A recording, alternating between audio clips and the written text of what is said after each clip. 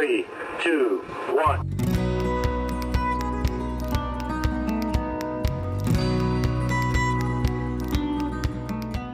Hi, welcome to Show Me Trucks. In this video, I'm gonna tell you what I thought about rebuilding my first transmission. This is a 4L60E, which I would guess a lot of you guys' questions are, would you do this again? Would you pay a shop to do it next time? The answer is yes and yes. Getting the pump out is unreal. Engineers, if you know the pump is in there with all sorts of O-rings and everything's super tight and it's a pain, why don't you make some hooks on it so that we can, slide hammer, pull that freaking pump out. That'd be amazing, because me prying on from the inside of the case is super scary with aluminum. And then I don't like doing that, because obviously your screwdriver could jam up into your pump on something, or obviously break something that your valve body sits on, which would be my favorite. Obviously, I'm hemorrhaging money over here.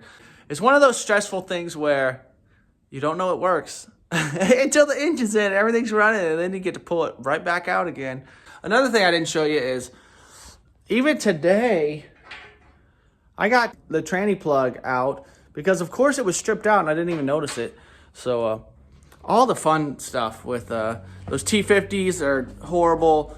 My T50 bit is even loose in there, which I think sucks. Even my wife was asking, like, if everyone else has problems. I'm like, 99% of even hot rod guys never rebuild a tranny. It's just one of those things. It just seems like everyone's so scared of it, they just send it to a shop. But I don't have that kind of money. I get it. It's just, my other thing is, like, am I going to take more time and try to produce a better quality product than the transmission shop that's just trying to pump it out as quick as possible so they can make as much money? Knowing how people work, I feel that I'll do a better job. Yes, they have more experience and they'll know certain things, but again, they're just rushing to get it done as quick as possible. So the automatics get a little scarier. There's a ton of parts. I feel the manuals, everything I've seen, look a little more straightforward. Once you get into the automatic, it is not that crazy. There's just lots and lots and lots of parts. A couple things that I would redo if I had to do it again are, do not be in a time crunch. That's my number one. If you are stressed on time, money, trust me, a transmission rebuild is expensive. The guy quoted me $3,000, which is pretty pricey. By the end of this, with the mistakes I made, I'm probably at least 600 in parts, at least a week of my time. I was doing some other stuff in between. And for me, one of the bigger problems was the guy's shop was really far away where I was getting parts from, so it's kind of hard to get over there sometimes. It definitely saved me money, and I like the experience. I like learning. It did eat up some time. Next time, for sure, 100 times quicker. I'm going to get the book next time. I'm not going to be watching YouTube videos as much. It's kind of nice to see guys' techniques in real life, but every tranny is different. Some have different springs around the clutches. Some have this other little round spring that the video I was watching did not have. So that was cool to put everything in and then realize that spring's not in. I don't even know what the part is. It's some kind of like ratcheting one way kind of gear, kind of. There's a snap ring in it. Don't take that snap ring out. Because the video I watched, he didn't take it out and he put his part in, and for one, it's really hard to slide all that in, but it's such a small snap ring, you don't visually see it that well. Also forgot that one, so it was kind of cool to have some extra parts on my table.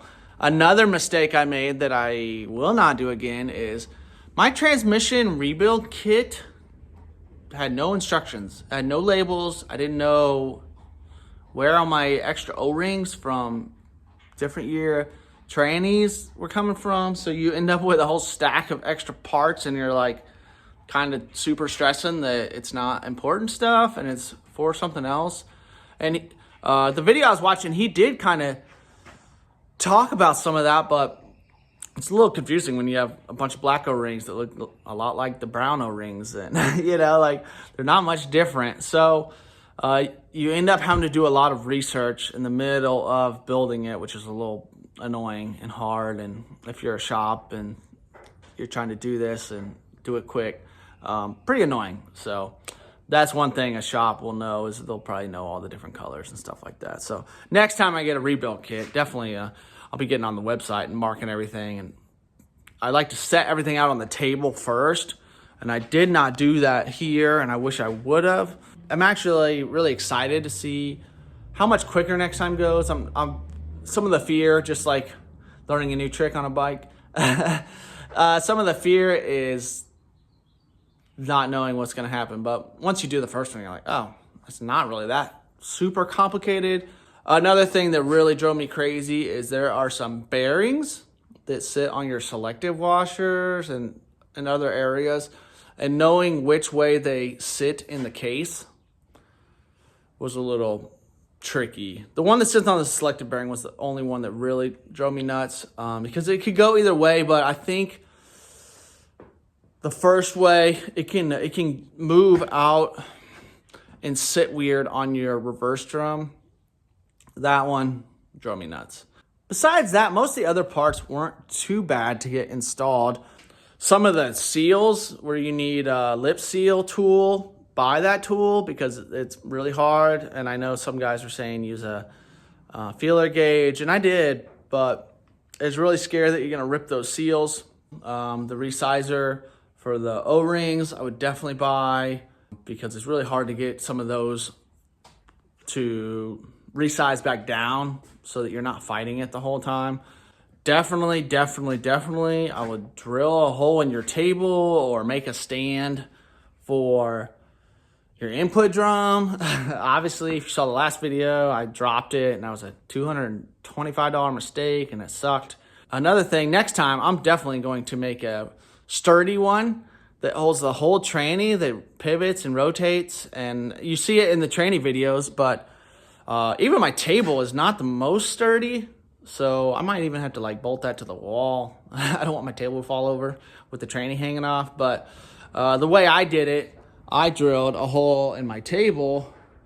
But then once everything's in, you have to lift the tranny up and out and not hit the reluctor wheel. And unless you're fairly strong, it's pretty hard. Besides that, I mean, it would be really nice to have a parts cleaner, because it gets a little tedious cleaning all these parts. Another thing that I noticed, the other guy, he broke it down into sections a lot more than another video I watched. And I like that. I think I would do that again. I think, like I said, don't be in a time crunch. But I think I would just do like whole input drum. All right, then wrap it up, get it out of the way, do your whole reverse drum. And I kind of did it kind of like that. But I think if you did break it up into sections, and like I said, not in a hurry, you wouldn't be so stressed on it. And then you also wouldn't have all these parts just floating around, which is really annoying in my little garage.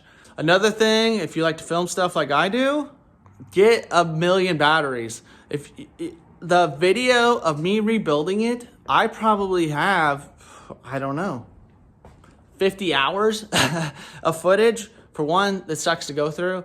But two, it seemed like my battery always died when I really needed something important. So when you're like, oh, why don't you just go back and look at your video? Well, I'm missing so much video because my batteries are dying. It was really cold here for a lot of it, that I didn't have some of the footage, which would be really handy. And definitely get the instruction book. That way you don't have to look up on the internet for what this part is, what this O-ring goes to, what are your tolerances. Definitely get a dial indicator so you can check your in-play. Like I said, the in-play is a little stressful. Getting your pump out, good luck. That's horrible, I thought.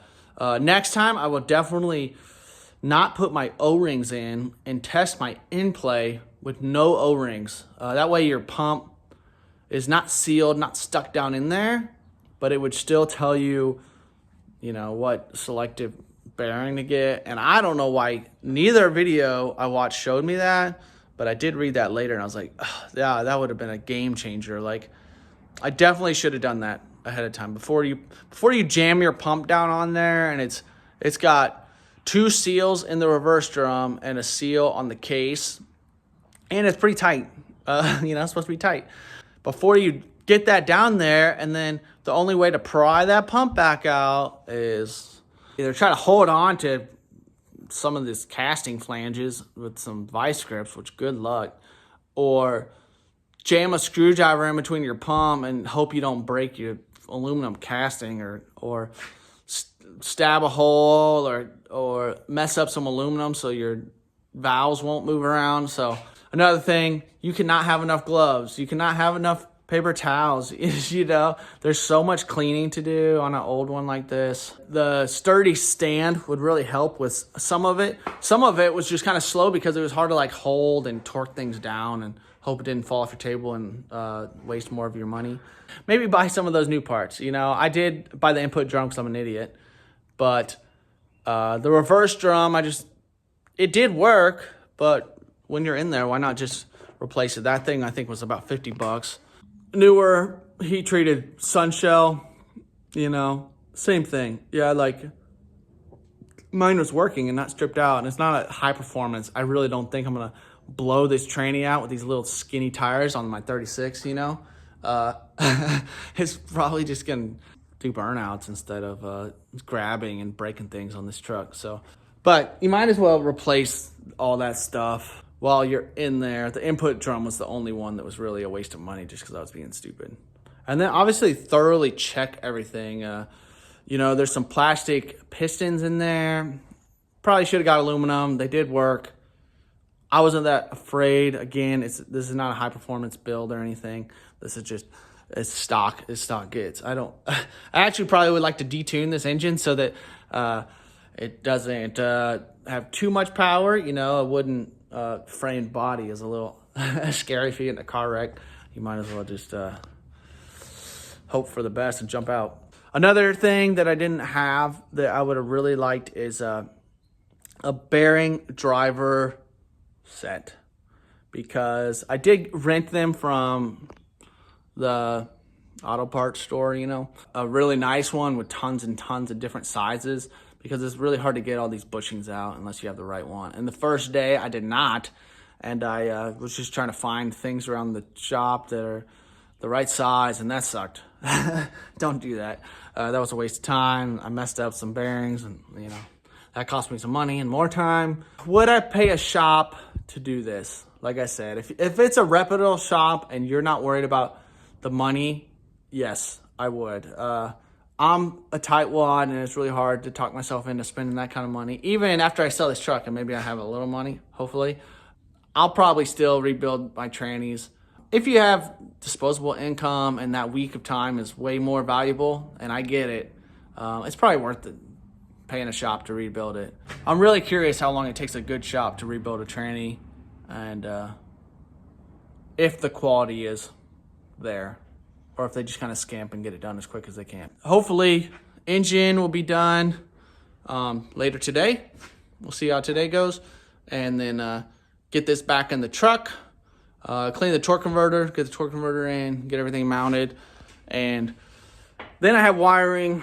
My harness I've already been through, so I'll just have to go through it again and kind of modify it. This engine was in the 67, so it's just going in this truck and changing up some gauges and stuff, but not a whole lot more hard things left. It's just, you know, all this stuff.